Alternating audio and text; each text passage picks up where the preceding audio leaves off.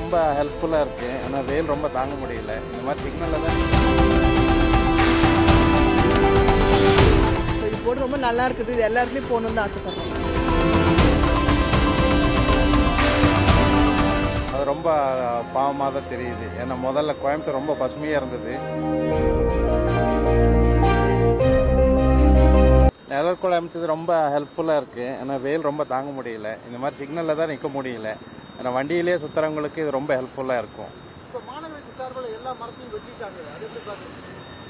அது ரொம்ப பாவமாக தான் தெரியுது. ஏன்னா முதல்ல கோயம்புத்தூர் ரொம்ப பசுமையாக இருந்தது. இப்போ மேட்டுப்பாளையம் ரோட்லேயும் பீளமேல் ரோட்லேயும் மரங்களே இல்லாத ஒரு நிலைமை. இப்போ அதை ரொம்ப வருத்தப்படுறோம். அதுக்கேற்ற மாதிரி மரங்களை வளர்க்கணும்னு ஆசைப்படுறோம். அது ஒரே இடத்துல மட்டும் தான் போட்டுருக்காங்க. எல்லா இடத்துலையும் போகணுன்னு தான் இருக்குது. வெயில் எப்படி இருக்கு கோவையில்? ரொம்ப ஜாஸ்தி ஆயிடுச்சு வெயில். முதல்ல எப்படி இருந்தது கோவை? ரொம்ப நல்லா இருந்துச்சு. ஆனால் இப்போ ரொம்ப ஜாஸ்தி ஆகிட்டு இருக்கு வெயிலெல்லாம். மரங்களே வெட்டிட்டாங்க, நிறைய மரங்க வெட்டிட்டாங்க. அதனால தான் சூடு. ஆமாம், அதனால சூடு ஜாஸ்தியாக இருக்கு. எப்படி நீங்கள் மேனேஜ் பண்ணுறீங்க வீட்டை? ரொம்ப கஷ்டமாக இருக்குது. ஏசியெல்லாம் போட்டுக்கணும் வீட்டில். அப்புறம் தண்ணி குடிச்சிட்டே இருக்கணும். தண்ணி குடிக்க ஜாஸ்தியாக குடிக்கணும்னு தோணுது.